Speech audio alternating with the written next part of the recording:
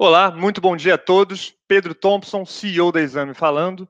Hoje teremos um fórum que vai abranger basicamente o dia inteiro, desde agora até as 8 da noite, com o tema central, liderança do futuro. Hoje vivemos um momento muito diferente do qual o futuro chegou, mudanças absolutamente disruptivas no que tange gestão, no que tange sociedade, no que tange comportamento, no que tange produtos, e a gente vai dividir isso um pouco com todos vocês.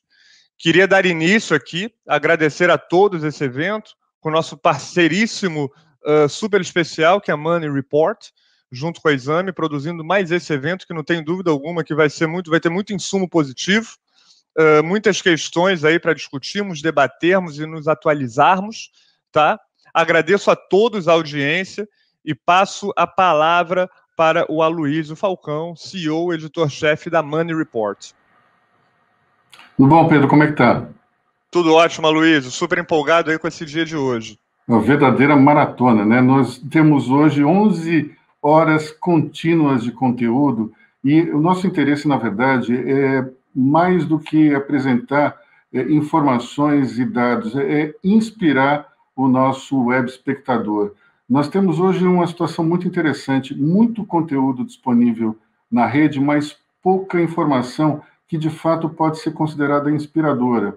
Hoje mesmo eu estava escrevendo pela manhã a minha coluna aí que sai na Exame, em Money Report, e comentava de onde os grandes líderes têm a inspiração. Porque geralmente nós nos inspiramos através deles. Mas de onde esses caras que comandam as grandes empresas tiram as grandes ideias ou tiram a sua motivação? Eu lembrei de algumas histórias interessantes. Uma do saudoso comandante Rolim. Ele gostava muito de ler biografias, em especial de Napoleão. Ele conhecia absolutamente tudo de Napoleão.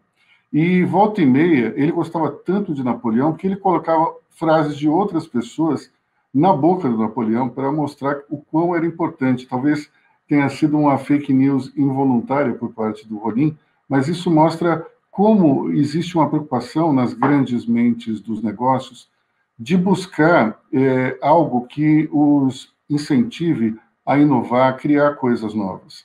Um outro caso interessante é de um conterrâneo seu aí do Rio de Janeiro, que é do Ivan Botelho, fundador do grupo Cataguases Leopoldina. Bom, eu não posso dizer muito tempo, porque o seu Ivan já é octogenário, mas até um certo tempo ele alugava um táxi e ficava andando pelas ruas do Rio de Janeiro, pegando passageiros, conversando, jogando conversa fora. E ele dizia que esse tipo de sintonia com o cidadão comum, muitas vezes o abria os olhos para certas coisas que ele não percebia, não enxergava no dia a dia, naquele dia a dia de CEO, de empresário. Muitas vezes certas coisas passam batidas dentro dessa nossa vida, né?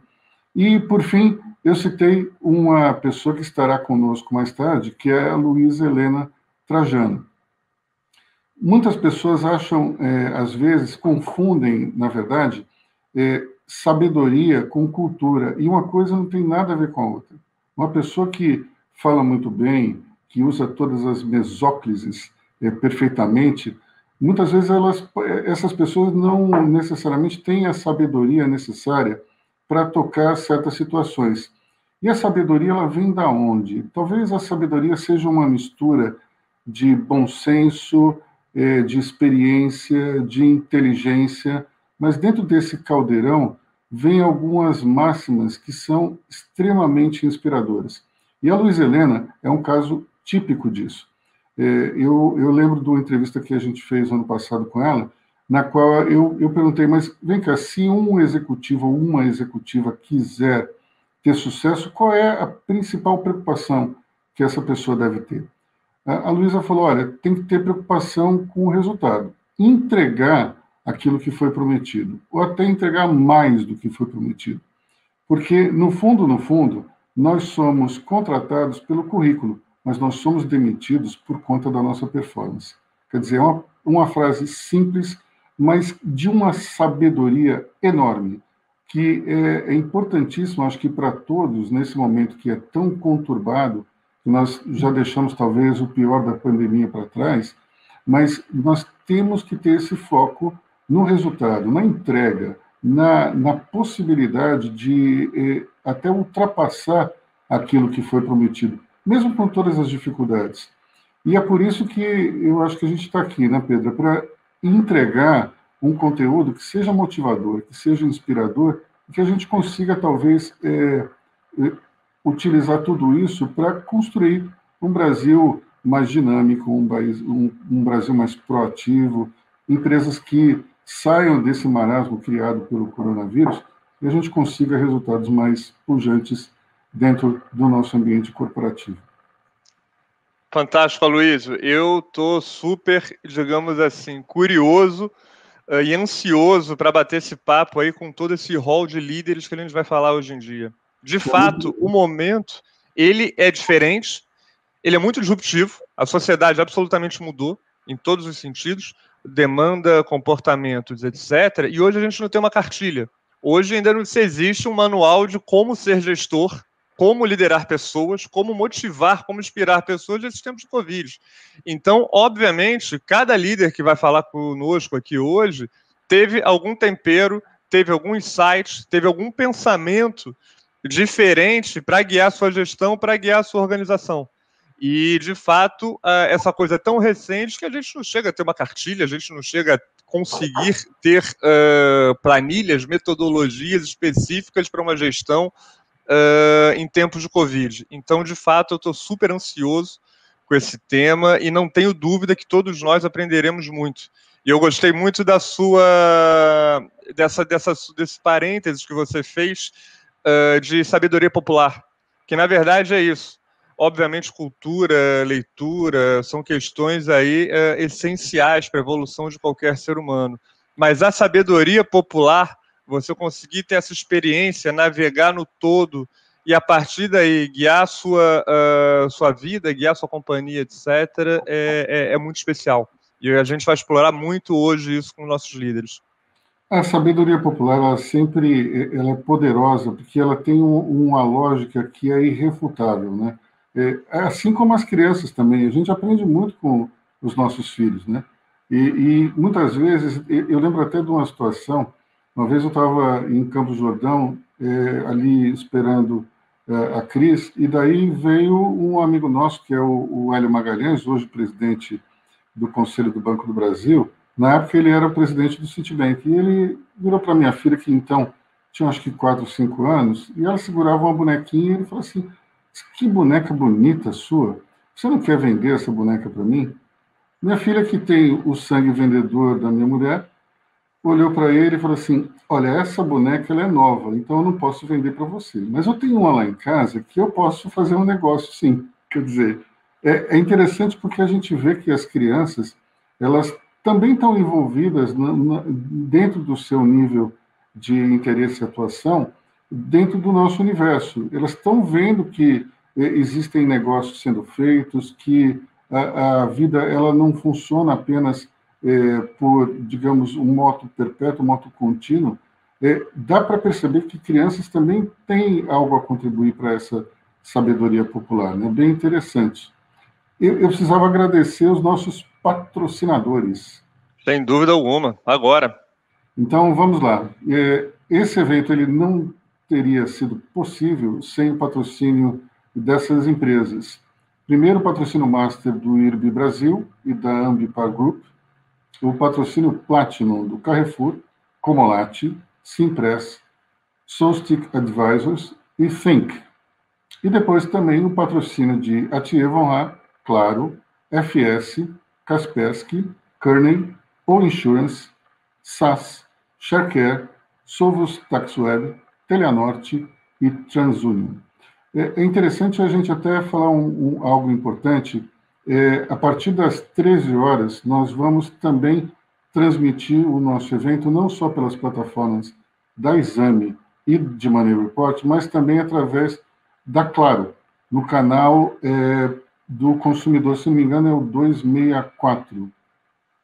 Eu depois confirmo para vocês, mas a partir das 13 horas nós estaremos também no ar, Claro TV, antiga NET.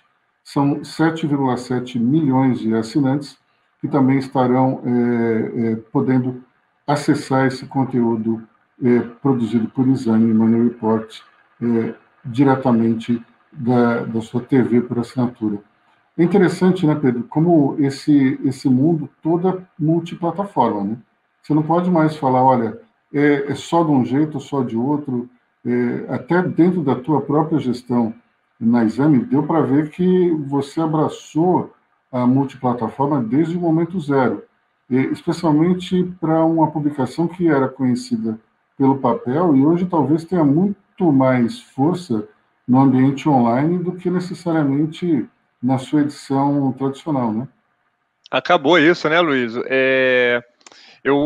A gente foi sponsor de uma live logo no início da pandemia que foi muito interessante, que o nosso painelista ele usou um termo que eu nunca mais vou me esquecer, que ele falou o seguinte: hoje o ativo imobiliário mais caro que existe não é um prédio AAA na Faria Lima, ou no Leblon, no Rio de Janeiro, na Avenida Paulista. Hoje o ativo imobiliário mais importante que existe é um smartphone. E é verdade. Hoje em dia a gente absolutamente não tem barreiras. Mas, por outro lado, também, obviamente, quando as coisas estabilizarem ou minimamente tiverem alguma lógica mais permissiva do ponto de vista do relacionamento interpessoal, das pessoas próximas, etc., o contato humano ele nunca vai ser disruptado, né? Você está falando aí passagens maravilhosas, essa do rolinho eu achei incrível, e você já tinha me contado essa, inclusive, e uma que eu tenho também, que é maravilhosa, dos tempos que eu operava um negócio de educação, outras vidas passadas, e um dos alunos do grupo que eu trabalhava era o Martim da Vila. E o Martim da Vila é um músico, enfim, de primeiríssima linha. O sujeito é um gênio. E ele estudava lá há décadas. E sempre em cursos diferentes e nunca se graduava. E fazia parte do processo dele, criativo ali, de entender pessoas, de busca pela sabedoria popular, frequentar campos de faculdade. Estar sempre em contato com pessoas, com professores, etc. Então, de fato, essa questão da sabedoria popular, como um ótimo outro exemplo que você colocou, foi da Luísa Helena, ela nunca vai cair em desuso. Muito pelo contrário. E ela é muito mais poderosa do que realmente achamos que ela é. Você sabe que eu não posso dizer que eu sou uma pessoa extremamente expansiva, eu não sou daqueles que chega e já vai conversando com todo mundo, tenho um temperamento um pouco mais introvertido, embora isso tenha melhorado com o passar do tempo, mas eu percebo claramente que aquelas pessoas que conversam mais com os outros e têm uma possibilidade de conexão muito rápida são aquelas que têm mais insights criativos. Essa coisa que eu acho que o gênio que fica sozinho pensando, e de repente surge uma lâmpada em cima da cabeça dele, esse tipo de situação eu acho que não existe mais. Se você não tiver essa colaboração contínua, é muito difícil chegar em algum lugar de uma forma muito criativa, né? E você falou um exemplo interessantíssimo, que é o do smartphone. A gente tem o smartphone hoje justamente por conta de uma interação dessas do passado, que foi o Steve Jobs querendo fazer uma coisa específica e mandando a sua equipe fazer daquele jeito, e dizendo, olha, eu quero isso, eu quero que o dedo caia aqui na tela, que ele gire, que ele faça isso, e os caras se viraram e acabaram criando um mecanismo que revolucionou a vida de todo mundo, mudou vários mercados, né? O mercado de fotografia, o mercado de música acabou se transformando radicalmente em função dessa introdução do smartphone na vida das pessoas. Mas é interessante a gente ver como o Steve Jobs ele era um sujeito que inspirava as pessoas do jeito certo e também, às vezes, de uma maneira, digamos, retroativa. Ele tinha criações absolutamente fabulosas, mas ele era uma pessoa dificílima. E por conta disso, você tinha várias pessoas que falavam, olha, não dá para ser assim. E mesmo desse jeito ele conseguiu efeitos absolutamente fantásticos, né? Mas só para terminar aí, que daqui a pouco a gente tem que entrar no nosso próximo painel, duas histórias interessantes sobre o Steve Jobs. A primeira é que eu acho que muita gente sabe que ele era adotado, que ele não era filho biológico dos seus pais.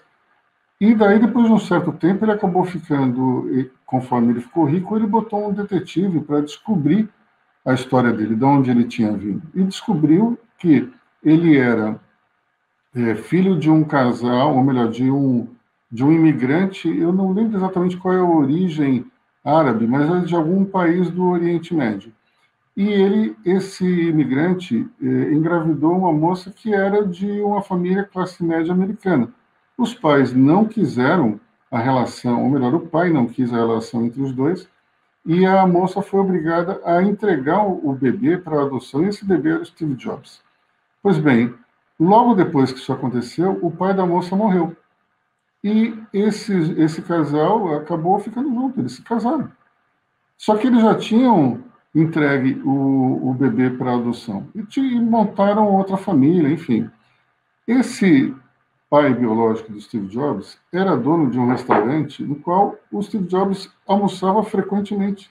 Ele falou várias vezes com o pai dele, sem saber que aquele sujeito era o seu genitor. Então é interessante que ele, quando descobriu tudo isso, o pai dele de verdade já tinha morrido. Então ele não teve como resgatar tudo isso. Talvez isso explique um pouco porque ele tinha esse comportamento tão irracível, tão difícil de lidar com as pessoas. E outra história interessante do Steve Jobs, ela tem o envolvimento do Bill Gates, está na biografia dele, que aliás é do Walter Isaacson, é um livro fabuloso, e aqui vale o parênteses, que é o seguinte: o Walter Isaacson foi contratado pelo Steve Jobs para fazer a sua biografia, mas deu várias fontes de pessoas que iriam falar mal dele, e disse, você tem que falar com todos esses que vão falar mal de mim. E o autor foi lá e conversou com todos. Um deles era o Bill Gates.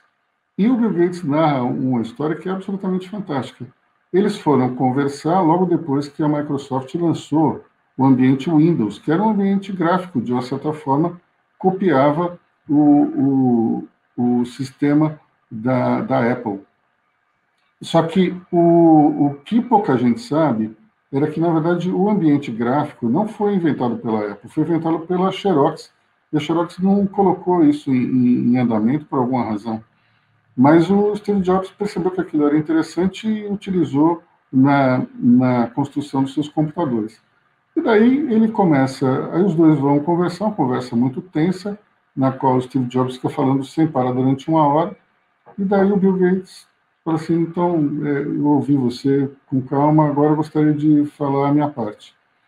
Aí o Steve Jobs diz assim, não, pode falar. Olha, do jeito que eu vejo as coisas, isso aqui é mais ou menos o seguinte, eu estava passando na frente de uma casa e decidi pular a janela para roubar uma televisão. Só que assim que eu entrei no lugar, eu percebi que você já tinha passado antes e roubado a mesma televisão. Então, a gente não tem que discutir aqui, porque você não é o criador disso, eu também não sou, então cada um faz o seu. E foi uma das poucas vezes que o Steve Jobs deu a mão à palmatória e falou, vida que segue, é isso aí, Bill Gates, você tem razão, e deu embora. Mas, enfim, é algo interessante, porque as pessoas elas precisam, muitas vezes, entender esses bastidores de negócios para compreender como é que funciona a cabeça dos empresários. Eu acho que aí talvez esteja o grande segredo do sucesso. Cada um tem um jeito de ser. Não dá para você falar, tem uma receita final para ser bilionário, para ganhar dinheiro. Então, cada um inventa o seu próprio modo de conseguir subir na vida. A questão é que você tem talvez 10 características, alguns tenham mais forte 3, outro mais forte 2, outro mais forte 5. Cada personalidade é diferente uma da outra, mas o ponto é que todos têm uma coisa muito, muito forte, que é a curiosidade. Eu percebo que em todas as pessoas que eu já conversei e que estão em listas de bilionários, eu tenho uma grande carreira executiva, eu percebo que existe uma curiosidade gigantesca por trás de cada um deles. E essa curiosidade é o que eu acho que faz as pessoas compreenderem o mundo, entenderem antes das outras as necessidades do mercado e funcionar, ou melhor, fazer funcionar a sua empresa no sentido de chegar no momento certo, na hora certa. Um exemplo que eu cito sempre é o Salim Matta. Salim Matta é uma pena que ele saiu do governo, mas ele é um sujeito de uma curiosidade impressionante. Ele conversa com todo mundo. Ele é uma figuraça, pessoa simpaticíssima, mas você vê o olho brilhando quando ele conversa com um garoto novo, que criou uma startup, ou mesmo com um rapaz que está vendendo sorvete na porta ali da escola das netas. Ele tem uma capacidade de conversar e ir até o âmago daquela pessoa e tirar algum insight. E é impressionante isso, como tem um impacto grande, não só na vida particular dessas pessoas, como também nos seus negócios, né? A curiosidade é algo que acaba tocando de uma maneira muito forte todos os que estão em volta desses personagens, e isso é multiplicador, é inspirador. Eu tenho a impressão que, como produtor de conteúdo, né, que você percebe isso muito fácil, né, no dia a dia. As pessoas elas acabam querendo saber, até porque a mídia tem um fascínio pelos outros, né? Ultimamente um fascínio tanto quanto negativo, eu diria, mas é incrível. Que não é o nosso caso. Que não é o nosso caso. Mas é incrível como as pessoas querem saber, não é verdade? Você deve ser abordado direto para ter esse tipo de feedback, como é que funciona, como é que as matérias são feitas, como é que são as entrevistas. Você não sofre esse tipo de assédio? Totalmente. Como é que é o backstage? O que as pessoas falam no backstage? O que as pessoas fazem enquanto não estão entrevistando, não estão produzindo conteúdo? Se elas têm uma questão absolutamente pessoal, personalística, com algum formador de opinião, com um determinado empresário, com um determinado político, etc. E algumas vezes até uma curiosidade mórbida, né, Luiz, nesse nosso mundo aí editorial, nesse nosso mundo de publisher. E é engraçado que eu venho, diferentemente de você, que você é um publisher, um conteudista, né, e até empresário também, mas é nascido e criado um puro sangue, digamos assim, de editoria, de produção de conteúdo, um publisher propriamente dito, e eu não, eu venho de uma carreira executiva, e aqui, por mais que ainda dê esses pitacos aqui, tente aparecer um pouco junto do trabalho que você coloca como publisher, não sou uma pessoa de conteúdo, mas é muito interessante que é um ambiente, digamos assim, corporativo, empresarial, como outro qualquer. As pessoas trabalham, têm metas, têm rotinas, têm tarefas, tem ferramentas de gestão e etc., tem alguns rituais de gestão, e quem olha de fora acha que esse meio de mídia, de fato, é um ambiente completamente diferente, que as pessoas são movidas por outras questões, etc. Acho que alguns lugares até pode ser, tá? Mas acredito aí que na Money Report e na própria Exame, de maneira alguma. A gente respira um ar empresarial, um ar de gestão. Por mais que a nossa atividade de fim seja a produção de conteúdo. Mas essa produção de conteúdo, ela sofreu uma mudança muito grande, acho que dos anos 2000 para cá, né? Porque se você olhar a atividade jornalística, digamos, de 1930 até 1990, ela era basicamente igual. Porque o sujeito, ela sentava em frente a uma máquina de escrever, não tinha ainda computador, quer dizer, tinha, mas era muito caro, então as redações, só uma ou outra que tinha. Ele fazia pesquisas numa espécie de biblioteca que as grandes editoras, os grandes jornais têm, e ele ligava para as pessoas, fazia entrevistas presenciais. Hoje mudou tudo, porque você tem tantas ferramentas que facilitam a vida do redator, do jornalista, do repórter, que não dá para você dizer, olha, é igual. Mas quando eu comecei o jornalismo, eu exercia exatamente as mesmas funções que o meu pai exercia na década de 50, por exemplo. Meu pai foi jornalista e era exatamente a mesma coisa.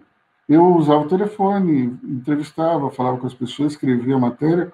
era impressa no papel, hoje não tem absolutamente nada a ver. E a multiplataforma, eu acho que acaba também interferindo, né? É uma espécie de ação que acaba interferindo no veículo, o veículo interfere também no jornalista, enfim, nós estamos vivendo um momento absolutamente fabuloso de mudanças e inovações, e talvez ainda não estejamos nem no início dessa fase. As coisas acho que vão mudar muito ainda, e espero que para melhor. E aí é impressionante, né, Luiz, como a tecnologia ela tem um viés inexorável de democratização, né?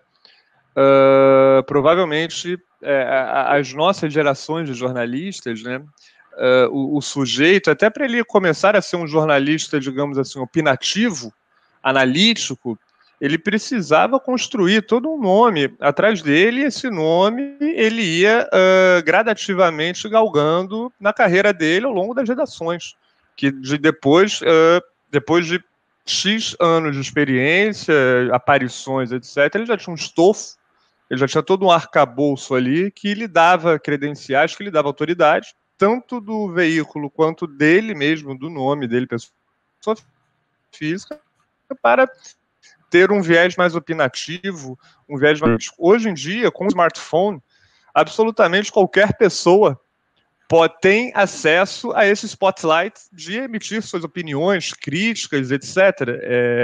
E, óbvio, o que vai vigorar é a qualidade que você tem, a sua capacidade de trazer engajamentos para dentro, né? E hoje até vai ter um painel muito interessante que a gente vai falar sobre isso, né? Que são os nossos influenciadores, digamos assim. Que eu acho que é uma semântica, influenciador é uma semântica muito mais lato sensu do que efetivamente um sujeito que posta em mídias sociais. Mas, de fato, o jornalismo também derivou para esse lado de democratização, e quem acelerou esse processo, sem dúvida alguma, foi a tecnologia. É verdade. Bom, Pedro, eu tenho que ir para o outro painel. E daí a gente se fala ao longo do dia, tá bom? Com certeza, super bom dia para você, Cris. Vamos nessa, Luiz. Ok. Ótimo painel. Bom dia a todos.